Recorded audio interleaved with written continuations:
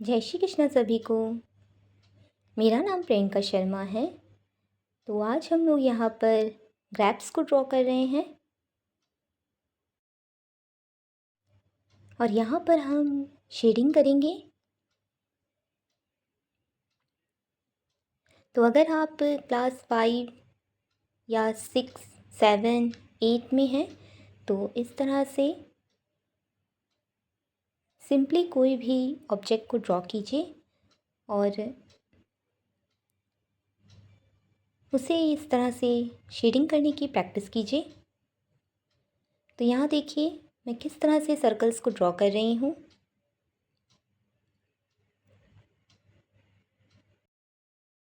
तो अब हम यहाँ पर लीव्स को ड्रॉ करेंगे और मैं इसे बस रैंडमली ड्रॉ कर रही हूँ।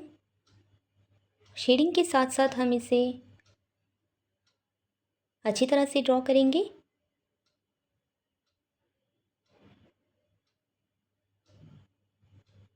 और ये एकदम सिंपल शेडिंग प्रैक्टिस है जो कि हम डेली बेसिस पे कर सकते हैं।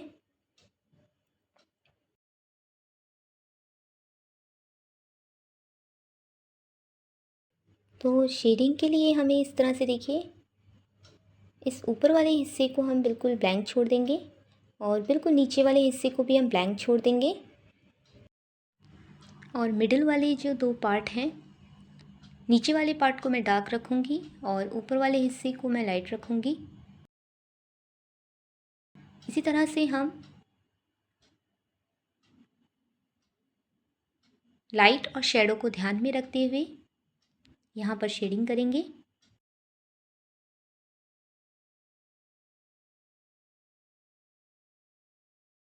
तो सबसे पहले हम यहाँ पर आउटलाइन को ट्रेस कर लेते हैं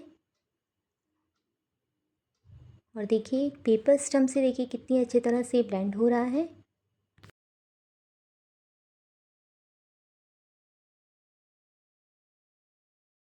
अब यहाँ पर हमें ग्रैप्स को आगे और पीछे की तरफ दिखाना है, इसीलिए मैंने यहाँ पर बहुत सारे सर्कल को आसपास ही ड्रॉ किया है।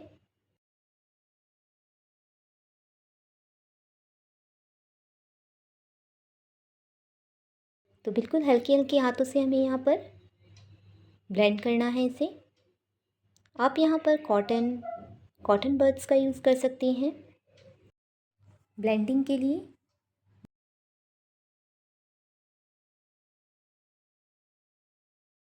अगर आपके पास इन सब चीज़ों में से कोई भी चीज़ अवेलेबल नहीं है तो आप टिश्यू पेपर का यूज़ कर सकती हैं, नहीं तो आप सिंपली कोई भी पेज को, वाइट पेज को इस पर रब कीजिए बिल्कुल हल्के हाथ से और उससे भी देखिएगा ब्लेंड होगा यहाँ पर।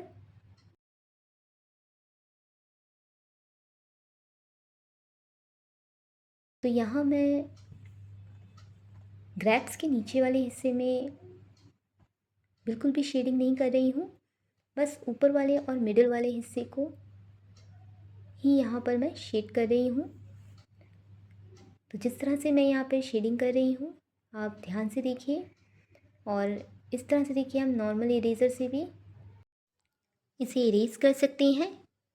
और जहाँ पर भी आप इरेज कर रहे हैं वहाँ पर आपको शेडिंग नहीं करनी है। और देखिए मैं बैक साइड में बिल्कुल डार्क रखते हुए फ्रंट में हम बाकी ग्रैप्स को दिखाना है हमें। तो यहाँ मैं 6B का इस्तेमाल कर रही हूँ, 6B पेंसिल यूज़ कर रही हूँ मैं यहाँ पर और उसी से मैं आउटलाइन को ट्रेस कर रही हूँ यहाँ पर।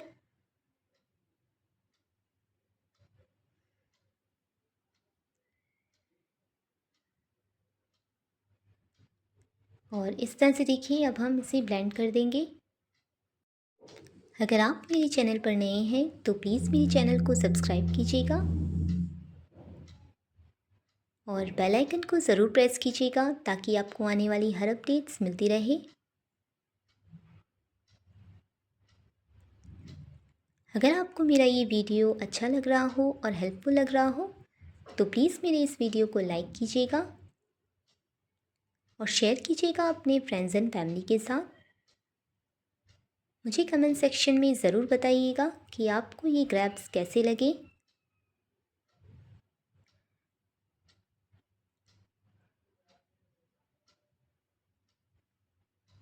तो इसी तरह से हम एक एक ग्रेप्स को शेड करेंगे और धीरे धीरे उसे ब्लेंड करते हुए इसे कंप्लीट करेंगे हम। तो यहाँ मैं बिल्कुल लाइट पेंसिल का यूज़ कर रही हूँ, 2B पेंसिल का शेडिंग के लिए। यहाँ देखिए मैं टिश्यू पेपर से इसे पूरी तरह से ब्लेंड कर रही हूँ और नीचे वाले हिस्से को देखिए मैं फिर से डार्क कर रही हूँ और यहाँ मैं 2B पेंसिल का ही यूज़ कर रही हूँ। इसी तरह से हमें पूरी ग्रेप्स को शेडिंग करनी है।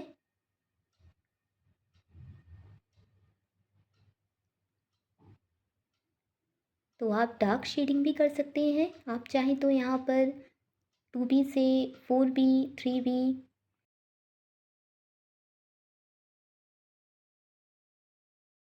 और धीरे धीरे इसे डार्क कर सकते हैं 5B 6B तक जाते हुए, लेकिन मैं इसे बिल्कुल लाइट ही रखूँगी और इसे मैं इससे ज़्यादा डार्क नहीं रखूँगी। और इस तरह से देखिए हमें लाइट को दिखाते हुए मैं यहाँ पर इरेज कर रही हूँ। आप चाहो तो यहाँ पर वाइट इरेज़र का भी यूज़ कर सकते हैं।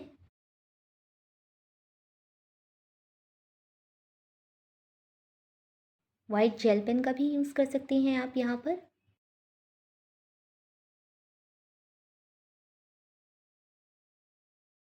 लेकिन हमें यहाँ पर बिल्कुल सिंपल शेडिंग करनी है और इसी तरह से देखिए मैं बार बार सेम प्रोसेस को यूज़ कर रही हूँ। यहाँ पर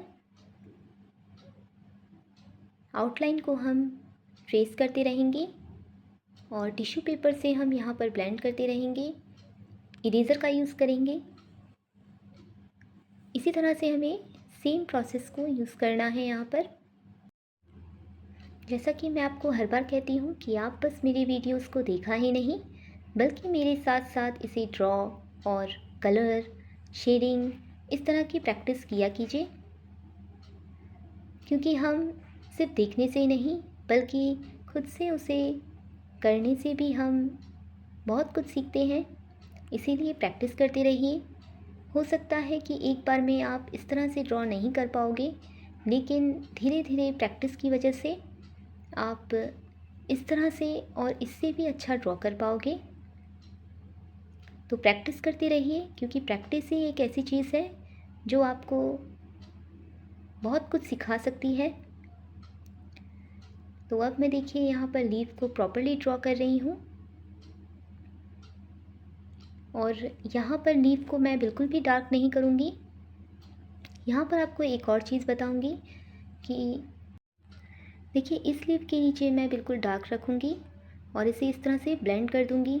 फिर से हम इसे डार्क करेंगे और ब्लेंड कर देंगे। इस तरह से हम एक दो प्रोसेस करते हुए इसे लीफ को हम ऊपर और नीचे की तरफ दिखा सकते हैं।